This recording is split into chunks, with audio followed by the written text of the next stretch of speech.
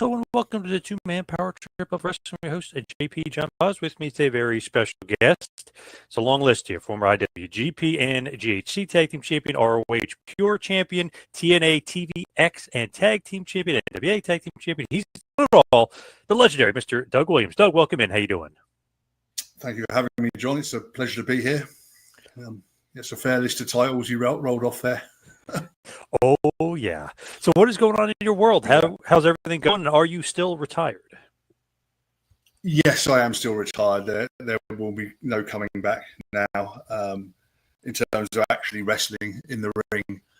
So, yeah, I'm enjoying retirement. I still keep my finger in a little bit. I do training seminars, appearances occasionally here and there. So it's nice to get out and see some of the fans and some of my peers still. But yeah, the physical part of it is past. So now. You won't wrestle again? No more, right? You just won't do it? No, I mean, I've already had one knee replaced and I need the other one replacing. I need ankle surgery. I need neck surgery and shoulder surgery. So I'm awaiting for all of those parts of my body to be fixed. But yeah, it's I mean, the last 2 years I was wrestling, I finished eventually in 2023. And the last couple of years I was just hurting myself every time I got in the ring. Not necessarily bad things, but you'd always pick up a little knock or a little injury every time. And just, it's my body's way of saying it's had enough, I think. So I like to sit back now, watch the younger guys. I still enjoy watching it, obviously, pass my knowledge on. That's kind of what I'm trying to do nowadays. What if you got all the surgeries? Would you consider like one last match, or would you consider going back in? I mean, I may consider one more match, just if the circumstances were correct, the right opponent, the right location, the right payday. But it's an unknown quantity really until I've had what I need doing. Who knows how robust I still will be after that? It's more a case of being comfortable and taking the pain away at the moment, rather than any athletic endeavours I wish to pursue. But we'll see. So what do you keep up with? Yeah. What are you watching? To be perfect, I mean, I've got Netflix, so I watch a lot of that. I try and keep up to date with Pro Wrestling Noah in Japan through online services, because obviously I worked there for a long time in my career. I mean, I kind of stay up to date with news on the British independent scene. I know the likes of Progress and Rev Pro, those kind of companies, the bigger ones. AEW, I will dip in and out depending on if there's matches I want to see. I don't know if you know, but over here you can watch it on network television, the weekly airings of Dynamite. The pay-per-views, you kind of have to buy them here. So I'll try and seek out individual matches, in various ways if I want to see them. But I don't follow it on the regular.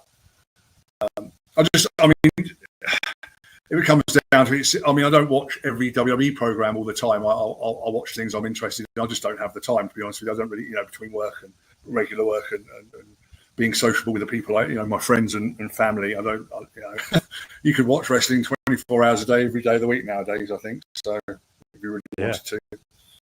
Yeah. Do you miss it at all? But that's a good question, isn't it? People ask me, and actually, no, I don't miss. I don't miss the physical side of it, and the reason for that is that it's changed a lot, even over the last 5 to 10 years. It's kind of changed, it's stylistically and what people do now in such a way that it would be very difficult for me to do it at my age, in that sort of, just the way the guys are so athletic now, and their conditioning and the pace of matches and just the whole premise of how it's presented nowadays is just makes me thankful I don't actually do it, to be honest with you. I'm just like, wow, these guys are so good nowadays. I would struggle to keep up. And I guess I miss the social aspect of it. I miss, the other guys. I miss traveling. I do miss traveling and seeing the fans and that sort of thing. But the actual physical part of it, and no, not really. So who do you like nowadays? Like as far as current wrestlers that you've seen, who's like on your radar? Who do you think is good? I mean, I like Chad Gable's fantastic. There's a lot of AEW guys I do actually like. I like MJF. I like Will Ospreay, obviously. It's difficult. Yeah, I like them for a variety of different reasons. Everyone's got something unique about them. And Guy, I watch people more to be entertained now than I do for the technical aspects and yes, getting yourself over a character and really kind of what's the word? Getting people engaged in your character and everything. It's such a difficult thing to do that I really enjoy those wrestlers that can do that more than just have a great wrestling match. A bit of everything, really. But yeah, I mean, there's so many great guys now. It's difficult to pick out individuals. But Chad's my man. If I had to pick one person, me too. It's like I like the wrestling aspect, but like they got to be engaging. The character has to be there. They got to get you interested. Entertainment value number one, and obviously Gable checks all the boxes. But I love that. Like you got to be entertaining too. Like you don't not necessarily have to be the greatest worker in the world. No, that's right. And I mean, it's entertaining and also allow people to be invested and believe in your character, so they can get behind you or hate you, or as it may be. Right. Just have interest and just. That is, I mean, that's all important. That's really key in getting yourself over. And it always has been. It's not just it's kind of backed up now with a very, very high standard of in-ring performance, I think. And it's you've got to have a good mixture of both nowadays. Now, when you're like doing seminars and different things like that, what's something you're like really pressing on the younger guys in the younger generation nowadays? What are you kind of making sure that they learn? It's going to sound really tough to fall and bump properly, knowing how to put on the basic holds, understanding basic structure of a match, that sort of thing. Making sure you can sell properly. And I kind of emphasize the fact that when I say selling is works two ways. A selling of moves when you're in pain, but then there's a selling of the move when you're applying it or doing the move or putting the hold on. It's selling from both angles to put something over so the crowd believe in what you're doing. So I really kind of drive that forward. I mean, a lot of the seminars I'm brought specifically in to show them, British technical style wrestling, mat wrestling and holds and things like that. You might not learn from other people, but I always try and start with the grounding on these are the essential things you need to know to be a good pro wrestler going forward, and I'll just take it from there. I just think something came up. That is things that's the basic kit, and then you just build from there. And I think in a tournament, once you got your base out, other things you learn when you.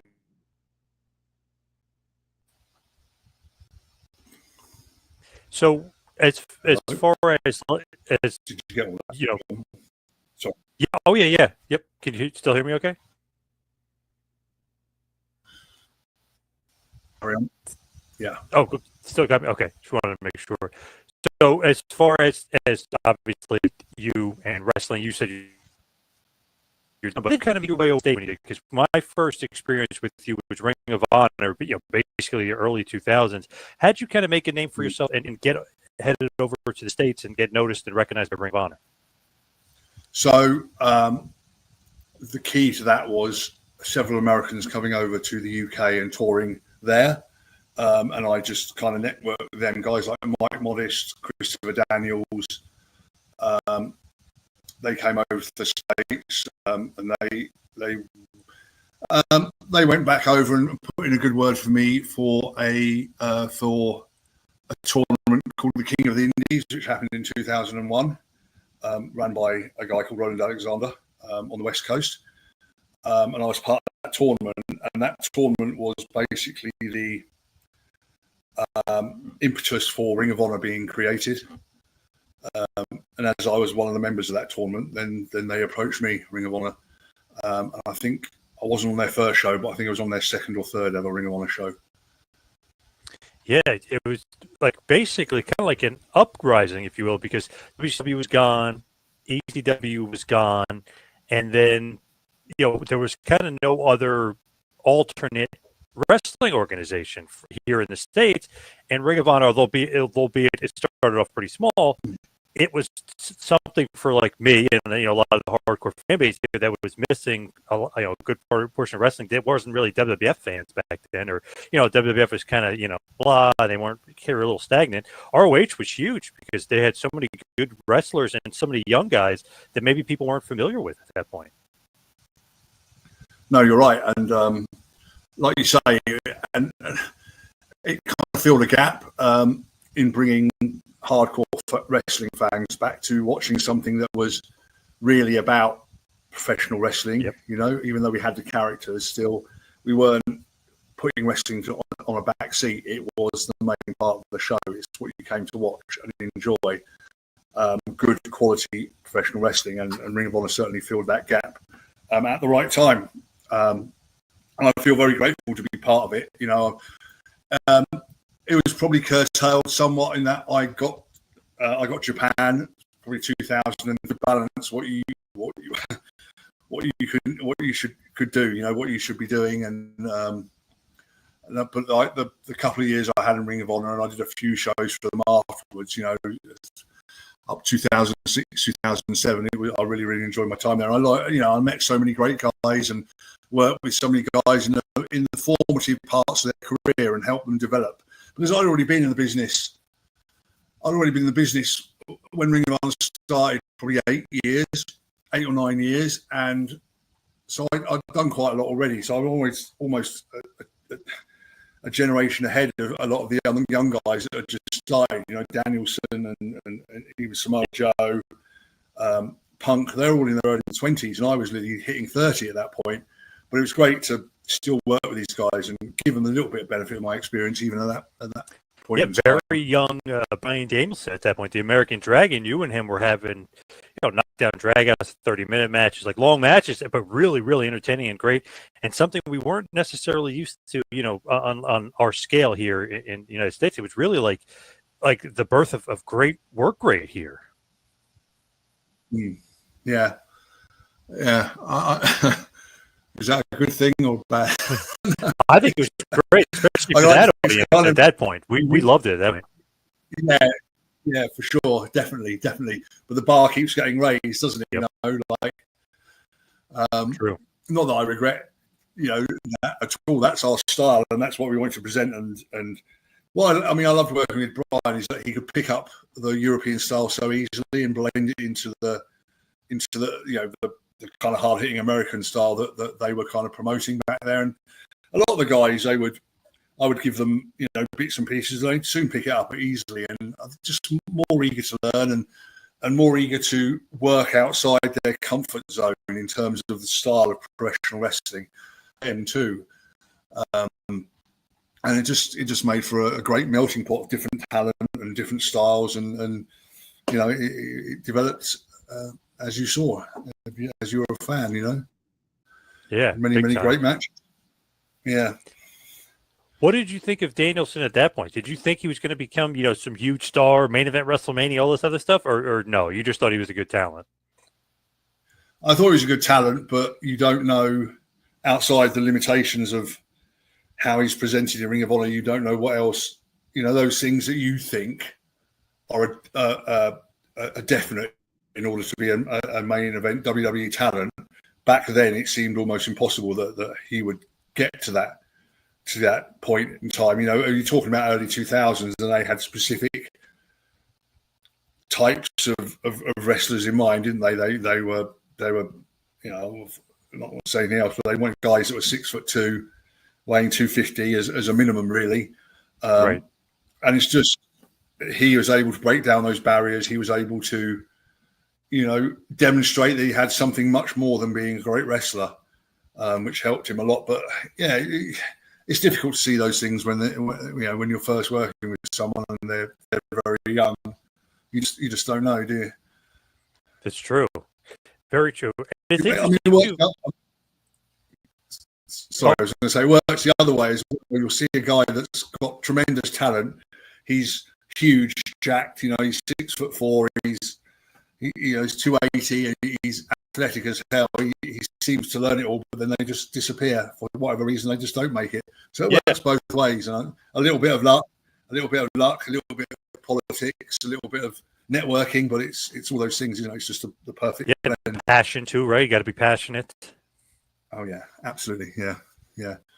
And it's interesting too. Like around this point of Ring of Honor, eventually they'll introduce a pure title, and they'll have like a lot of just basically like more technical wrestling. Do you think that kind of fit you well? Because obviously, former pure champion. Do you think that fit you well? That they kind of did that, and made it more of like a pure wrestling division?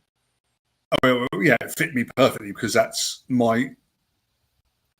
You know, when I started wrestling in England and how I trained, guys learned all you're taught is how to wrestle, a technical style if you're a certain size, and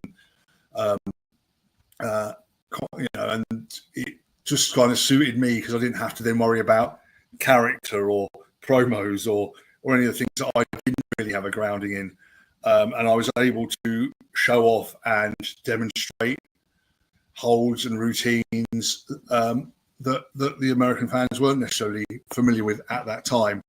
I could draw on a lot. I mean, I drew on an awful lot of old World of Sport style wrestling for those periods, and integrate them into a more modern wrestling style. And I think the Pure Championship was quite a good route to show that and showcase that sort of style. I mean, it's kind of perfect. Who did you like from World of Sport? Like, who were your guys, or who did you kind of try to emulate? Fit Finlay, Mark Rocco were my two favourites. I really liked a guy called Kung Fu, Eddie Hamill, as well. I don't know if you've ever heard of him. Not familiar with him, but I know obviously Rollerball and Finlay really well, but yeah, not too familiar with him. Yeah. Okay. I like those. They were kind of what I call middleweight wrestling heels. You know, they were heels, but they worked an aggressive wrestling style as opposed to just cheating all the time, which a lot of the British heel characters did. But they worked a real rough style and technical with it as well. They building all the wrestling holes and everything into it. So they were probably my two favourites. There's a few other guys, Marty Jones, a couple of the heavyweights, Tony Sinclair, Wayne Bridges, and that. I just liked and understood and respected what they did as well. And it's a shame, really, because those guys were just kind of moving out of either semi-retiring or, in case of Finlay, moving to the States. So I never really got to wrestle any of those guys that I really enjoyed watching when I was younger, which is a shame. I mean, I got to learn from quite a lot of other guys that are still around, grew to respect and understand what they did. But yeah, never got any with any of my favourites, I'm afraid. Yeah, and which is cool, though. Obviously, it's almost like the pure division is set up for you. When it initially comes out, I know AJ's really the first pure champion, but he leaves, vacates the title. Yeah. Then you become pure champion, which is, it seems like it was kind of like a division kind of built for you. It's funny, I was at that show. You basically win a vacated title from Alex Shelley when they vacated. So yeah, what was your thought? Like, hey, they're kind of, maybe building a division here around me. Yeah, I mean, I was just excited by that prospect. I don't know. I mean, I can't remember. It's a long time ago now, isn't it? But I can't remember if I was invited for that first tournament, and I couldn't do it, and they had to No, CM Punk. build AJ into it. And CM Punk beat you in the semifinals, actually. Okay. Yep. Okay. And then AJ So beat Punk in the finals. Yep. Okay. Thanks for reminding me. Yeah. Okay. No. I mean, I appreciated that, and I think the Noah schedule got in the way somewhat for me having a prolonged run, and I did the several defenses, had some really great matches as well. And it would be nice to carry it on further, but obviously there were limitations at that time, just through my location, as I still lived in the UK, and obviously going to Japan. But it was flattering, and it was an honour for them, and it was an honour for me to wear that belt and to represent them in that way. When you look at it too, back then it was so prevalent. Daniels, Bryan Danielson, Japan, and making all that money in Japan. Now it's like completely flipped. Japan, you're hearing all these stories from all these guys, like they can only go over there once, twice, maybe 3 times a year, maybe even less, because they're not paying as much. So it's like completely flipped nowadays. Because back then, Japan was the one paying all the money.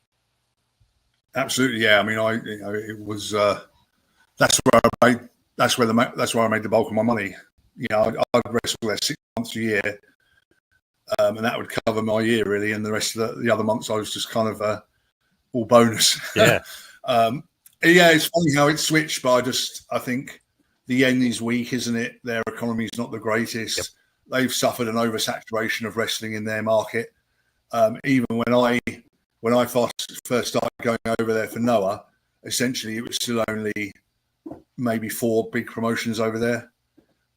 New Japan, Dragon Gate, All Japan, and Noah. It wasn't diluted, the market wasn't saturated. And, they were, I don't know, Noah still had network television back then, and they lost it in the late 2000s. That might have had an effect on their business as well. On the business of all the Japanese companies, but it's a shame. It's a shame because it's such a great place to go and learn, and the Japanese treat the business with such respect and do it in right on so many levels. That it's a great experience for anyone who goes out there, or at least it was. Was the best. But I'm sure it'll pick back up. These things go in cycles, don't they? Wrestling goes in cycles. Yep. So I'm sure it'll come back. Yeah, look at New Japan. Remember, they went through a cold streak in kind of the late 2000s, and then boom, with Okada and Tanahashi, and from basically 2012-ish to about to COVID, it was like on fire. It was killing it. So, yeah, it's weird the way it kind of circles and goes up and down. Yeah, it does, and a lot of it's dependent on them creating new stars, and making sure they push them at the right point in time. I think COVID kind of curtailed a lot of that. Their ability to do that, bringing in a new regime of stars, and it's taking them time and getting themselves back on their feet a little bit. But you might see that in 2, 3, 4 years' time, their younger guys now will have stepped up and become draws in their own right. It must, that COVID has delayed a lot of things, but maybe that's what we'll see. Yep. Who knows? I mean, America has kind of gone the other way, hasn't it? It's suddenly exploded. It's just gone crazy. Really? I mean, it's always been popular there. It goes up and down, doesn't it? Yeah, it feels like boom right after COVID. Basically, Roman Reigns' title run is skyrocketed the business. It was crazy over here. It's still hot. SummerSlam just did 113,000 people in 2 nights. So it's still hot, but it's just amazing what they were able to do after COVID. Yeah, absolutely. And I think on the mainstream level, there's a different viewpoint to wrestling now, isn't there? I remember very much so when I was younger, it was very much ignored by the mainstream and looked down upon. But now I think they're such a major media player, and that helps their perception a lot, doesn't it? And their place in the overall entertainment market is just phenomenal. It is crazy because born 20. Yeah, you're born 20 years. Born 20 years too early. Or it'd be too early. Yeah, too early. Now you look at it's like Netflix, ESPN. They're like everywhere. They're doing all this big business on YouTube. It's just they're everywhere where it's like popular mainstream things going on. That's right. They're just, yeah. I mean, it's a machine, isn't it? And I've got a few friends that work there, and they seem much happier, I suppose, than they had been before. They don't, they seem a lot more motivated, put it that way, than they had been maybe 5 years ago. So that's a good definitely a good thing. Now, I wanted to ask about Samoa Joe too, because I was at another awesome ROH title match, you versus Joe in 04. What was your just thoughts of wrestling Joe, working Joe, and obviously being put in a big spot? It was ROH World Title match. Yeah, that was fantastic. I mean, I'd known Joe since 2001, and I could see that he was going to be a big star. He was a unique looking guy, and he could work really well. He adapted to different styles. So it's exciting to have a match, the world title matches against him. I knew what I was letting myself in for when I went into those things. I tried to hold up my end of the bargain. But I've always I've wrestled Joe in not only in Ring of Honor, I've wrestled him in TNA, I've wrestled him on the independent circuit in the UK and Germany. I've tagged with him in Japan. And it's always a pleasure to work with him. He's always really easy. He's always up for any ideas you have, and just a great stand-up guy all round, and just it was always lots of fun. Lots of fun to work with him. Now, as far as WWE or WWF, I was just curious, did you ever have a chance to work there, or was there ever any want of you like to go there and work there, or did you no kind of want or need to go to WWE? It's all a matter of timing, really. Bad timing, I guess. But I was asked several times. I was asked to go and do dark matches several times, but I was always in Japan when they asked me. Except once, I did a dark match against Carlito in 2006 in Manchester, in England, and I was told I wasn't big enough. So at that time, I've shrunk now, but I'm 6 foot and I weigh 238 pounds. Wow. I wasn't big enough. This is 2006. This is yeah. And then the last time they tried to contact me was 2 days after I took my TNA contract back signed. WWE rang me up and I said sorry. At the end of that, so it's always been a case of bad timing. I mean, I don't know how I would have done in that environment, because working in TNA was stressful. Maybe I'd have been fine. Maybe it would have been okay. Maybe I'd have flourished. But I don't hold any regrets about not ever working there. And I enjoy the fact that a lot of my friends work there and they seem to be doing really well. And that makes me happy. Man, just the timing of it, it didn't seem to ever match for whatever reason. No, it didn't. I mean, they asked me 6 times, and 6 times, apart from once, the other 5 times I was in Japan, or on the last time I'd signed my TNA contract. It was just, it's just the way it goes sometimes, isn't it? Yeah, very true. And if you think about it, I mean, you were making money in Japan. You can't just go, I'll just not go to the Japan tour and take. You know what I mean? You can't do that. Yeah. No, I'm not gonna bin a 5-week tour off for one dark match. Unfortunately, yes. No matter what the opportunity might. I didn't understand it. They've asked me once and never asked me again. But they did keep coming back to me, and it just never happened, unfortunately. But as I say, I do wonder how I'd have done anyway. So it's one of those things where like, would they have pushed you? Like, what would they have done with you? You never know with them, especially Vince at that point. I don't know. He's kind of set his ways. Very much so, yeah. And I was like, I'm a good working wrestler. I'm for then anyway, average size, 6 foot, small heavyweight. So you never know what they would do. How it could go either way, couldn't it? So Yeah, it's weird because like Benoit got like a good push and obviously did well with him, but then they had Lance Storm and they did nothing with him. I remember they had Austin like chanting boring at him, like all weird. So it's like you never know what you're gonna get with Vince and his creative. No, that's right. So the money would have been nice, but there we go. Yeah, I made money, so. True. So what did you think about Pro Wrestling Noah? At that point, they have pretty much some of the best wrestlers in the world, like easily. Kenta, Morishima, Misawa. I mean, at that point, there's like everybody awesome is kind of in Pro Wrestling Noah. When you're there, that's a hot streak of Noah.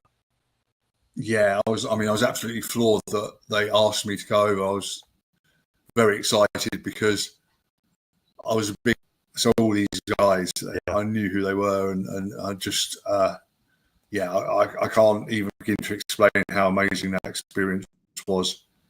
I mean, just the first time I went out there, I'm wrestling with all these guys, and they're just so good. They're such great professionals, and they work so well, and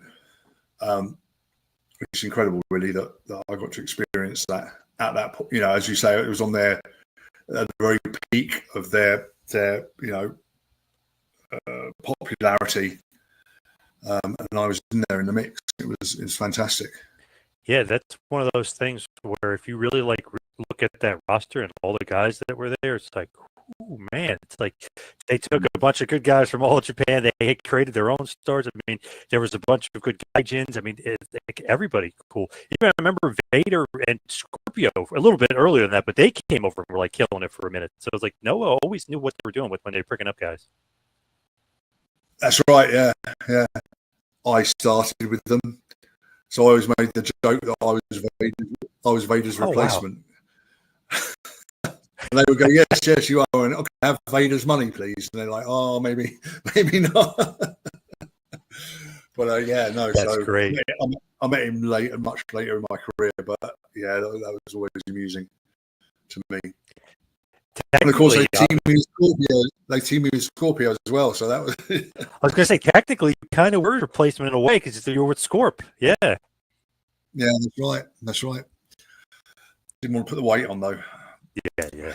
He was a god over there in Japan, though. I mean, that's kind of maybe where he did some of his best work over there. Absolutely, yeah. And I mean, he had that whole run with UWFI, didn't he?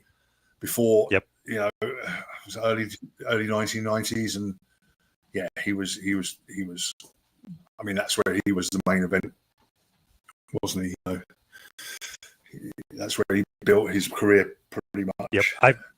What he's remembered for his legacy. Yeah. I have some awesome T-shirt done by this great artist, James Frazier. It's when he was Super Vader in UWFI, where he's a monster, and little tiny Takada. It's like almost like Godzilla, like staring up at him. It's really, really cool. It's like, wow, what a great idea for a shirt. I was like, and those matches are awesome. I mean, Takada and him were like unbelievable. Yeah, I loved watching that sort of stuff.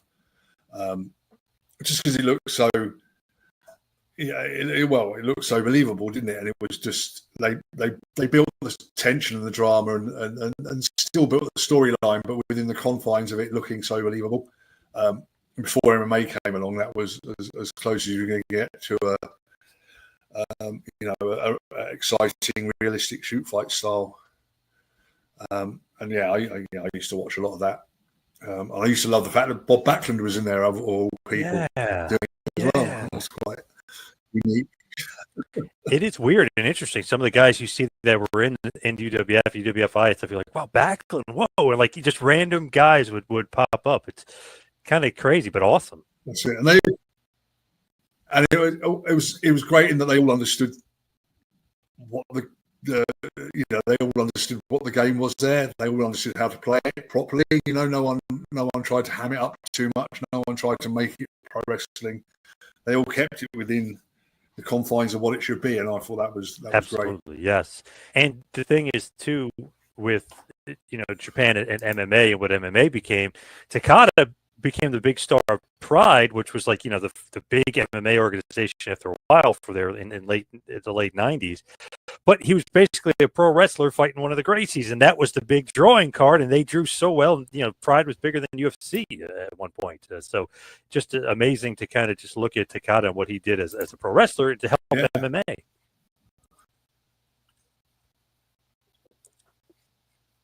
As far as definitely, yeah, and I kind of a victim of his own success because sorry. Oh no, I didn't mean to cut you off. Yeah. Okay, I was just saying he was he had to beat everybody as soon as he would be beat. That would be the end of it, wouldn't it? And they kind of built their whole promotion around him, unfortunately, and that's only got a limited shelf life, isn't it? As it does anywhere else. It's a shame. Yeah. Yep. That's for sure. Now, you know, Noah was great and stuff, but they always loved you here in the States, and they bring you back TNA. I mean, you were in TNA a bunch, but I feel like the real maybe run or what that really kind of sticks out, maybe the British invasion, right? Because that's what TNA was getting big ratings at that point, or maybe big to them, biggest they've seen. Did you like kind of that reincarnation of yourself and being in the British invasion and being in that version of TNA? Yeah, I did because it was something different, and really, I mean, I had a good thing in Japan, but the to be real character based wrestler, so to speak. Even though obviously in TNA there were so many great guys, so many great workers, you could still do that amazing style. I look forward to the opportunity of going in there and really getting myself over as a character with, and part of the British invasion, getting all of them over as well. So I look forward to that as a challenge. And I think we did pretty well. We were over as a tag team, a heel tag team. We had some great matches against Beer Money and Team 3D and Booker and Scott Steiner. We did a lot, and I think it was certainly the first year was different for me. TV wrestling, a lot of character work, not so much of the technical stuff. It was fun. It was fun. And they kind of put a lot of faith in you because Brutus Magnus, aka Nick Aldis, was new, a little bit green at that point. I mean, they're really pushing him. He has an awesome look. He's 6'5". He's just a big muscle bound guy. But they really kind of pull on you to try to help him along, right? Because he was pretty green at that point. Yeah, that was really my whole. What's the word? That was kind of the goal that they set me, should I say, to bring him on and develop him and lead and teach him. And yeah, I think he will agree as well that I did a good job. And it's just the little things. It's positioning, timing, when to do stuff, when not to do it. I think we blended well together as well. We kind of complemented each other, and the office TNA were more than pleased with his development. Certainly, when we were working together as a team.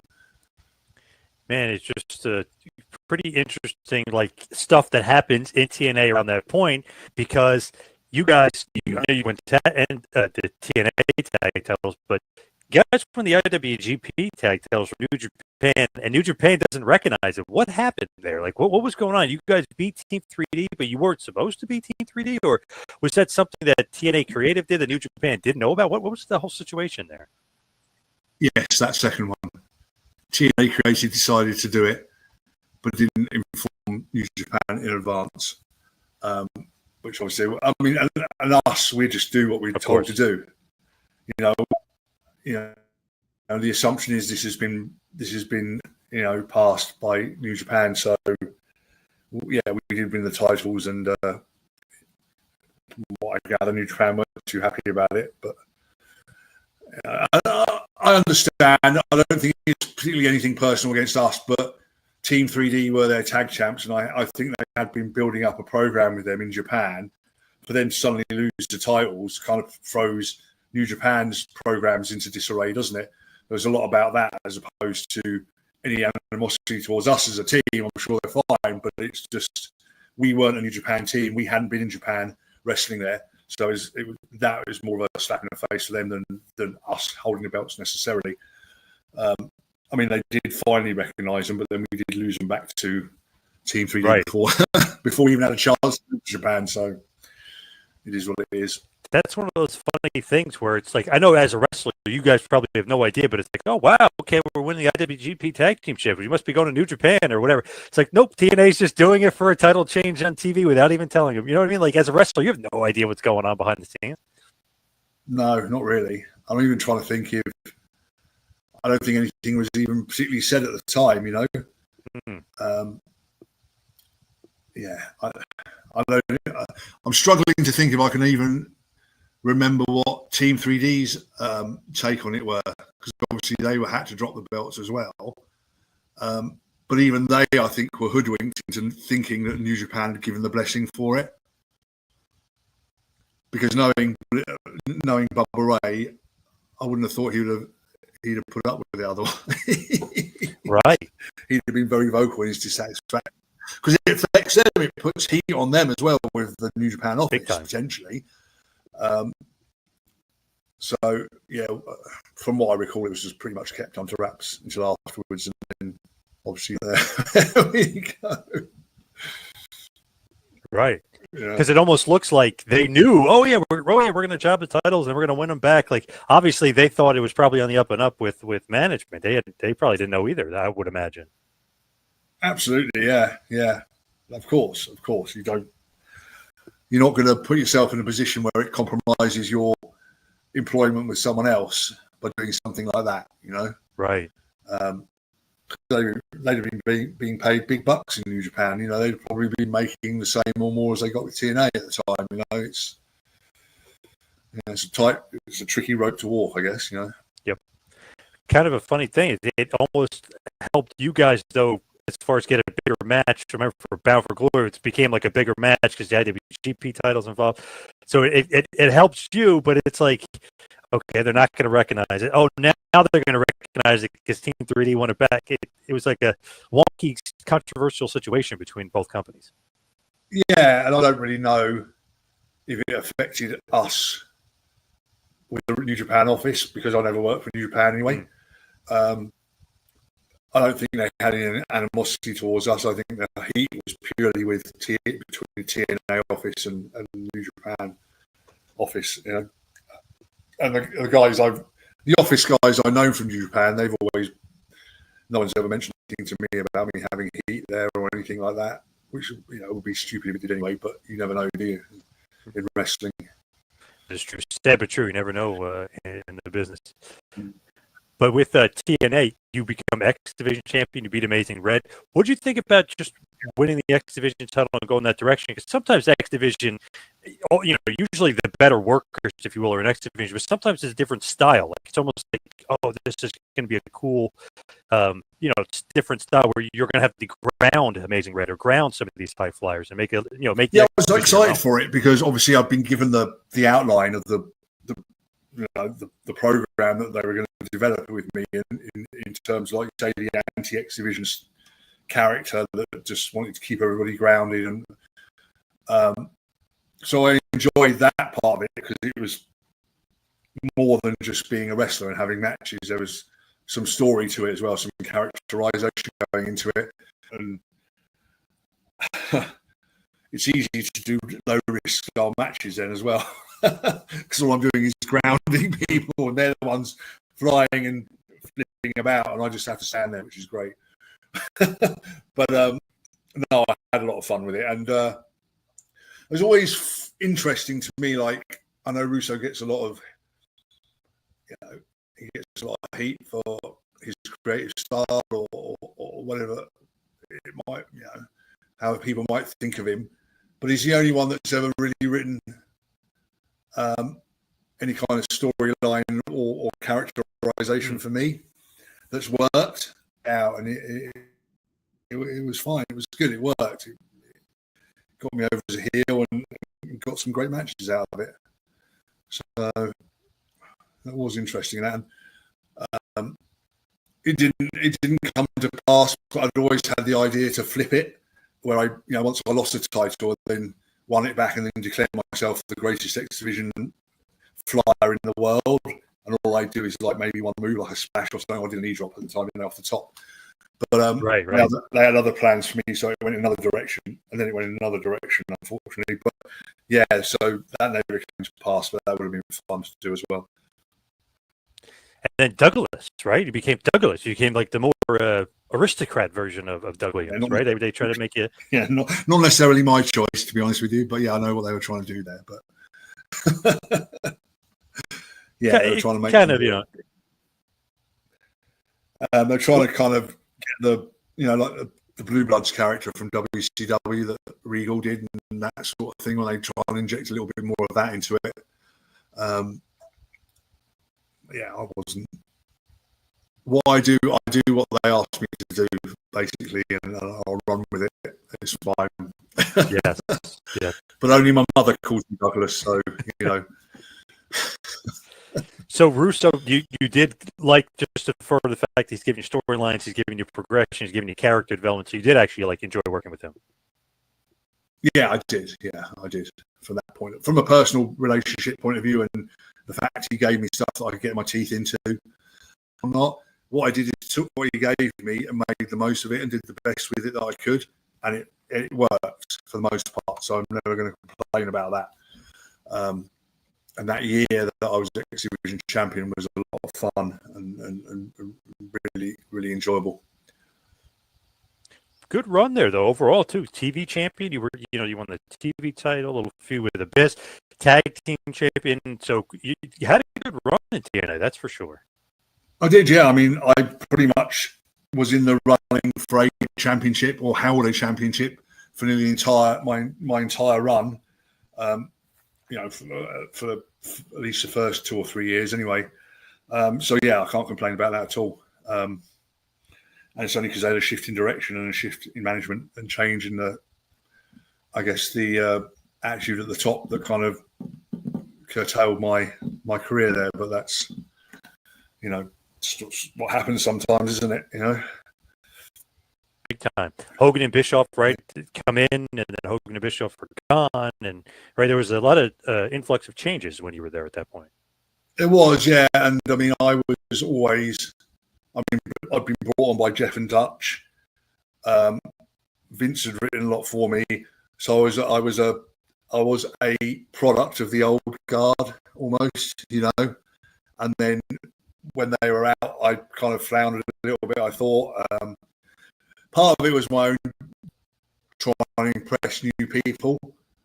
I thought I'd done enough, and so you can't have that attitude. Sometimes you have to start from scratch again and prove yourself to people. But yeah, it's a combination of different things, really. I mean, I was when we turned 2011. So I was 39, pushing 40, and still back then, like, age was a factor more so than it is now in wrestling. I think so. They were trying to push younger guys, and they just saw me as a trainer, really, and someone that could teach the younger guys. So that's kind of the direction they were taking me, And I didn't feel that I was ready to go there yet. You know what I mean? I still felt I had a good 5 or 6 years left in me. But, yeah, so they won out, I guess. But, yeah, I understand what was going on at the time, so no hard feelings there. Was that when you were like the OVW trainer, when you went down there and helped that relationship? Yeah, I was there for the last year of my contract with OVW as a trainer and agent. Which, to be honest with you, as unhappy as I was doing that, it also gave me some more strings to my bow and gave me some better understandings of some of the areas of outside the wrestling ring creatively that I didn't have before. Because I'd helped write the TV shows down in OVW, would be part of the intermediate class for training. So that all was very helpful in developing another side of wrestling that I wasn't particularly involved in previously. But now I obviously had experience, and now I have experience in that side as well. So it was looking back, it was useful from that point of view, for sure. Nice for the resume. Yeah, well, there you go. Yeah, exactly. You know, you expand on your role within the business. It's always helpful going to other places. Interesting though, that's like you're not old, you know what I mean? But they do it. It's a weird, like, slippery slope. It's like I'm not that old. I'm not ready to be the trainer. It's like a juggling act. Yeah, it is a little bit because you don't feel it in yourself. You know, you don't. Yeah, I didn't feel like I was ready to quit. You know, I didn't feel like I do, or I did 2 years. I just couldn't carry on as I was. Back when I was 39, 40, I was still going at it 100%. You know, I still felt like I had a lot to give. But there were guys in their 20s and 30s they felt were more marketable and they could push. So there we go, you know. And, you know, they're right to some respect, you know. And you had a lot of value as a trainer, too, because they knew you could, you know, help these guys. Absolutely. Yeah, absolutely. I did the best that I could with the guys down in OVW, and hope I left my mark with them. But and it's useful now because I do training seminars now, and I kind of have an understanding of the structure of what I should invest in, what you teach them, and understand and learn from that. I picked up a lot of that working at OVW and working with guys like Rick Rogers and Nick Dinsmore was the trainer of the beginners class. It was interesting watching them and learning from them as well. Now, as we hit the wind down here, head towards the finish, what were some of, like, your favorite matches, and maybe some matches against guys we didn't even realize you wrestled, like Eddie Guerrero or, you know, Joe Hendry, who's a big star here now? Like, who are some of your favorites that maybe we wouldn't even think about? Yeah, that's a good one, actually. Yeah, Eddie Guerrero that's an infamous match over here in the UK. I don't think many American people really are aware of that. So that happened in 2002 between his stints in WWF. And interesting wrestling him is that's the match that gave me an understanding of what it took to be a world-class professional wrestler. You know, like you work guys and you're wrestling and you think that, oh yeah, okay, I am quite good.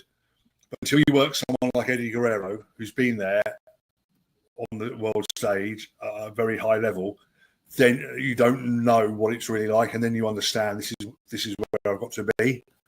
So that kind of gave me motivation and helped push me forward in that respect.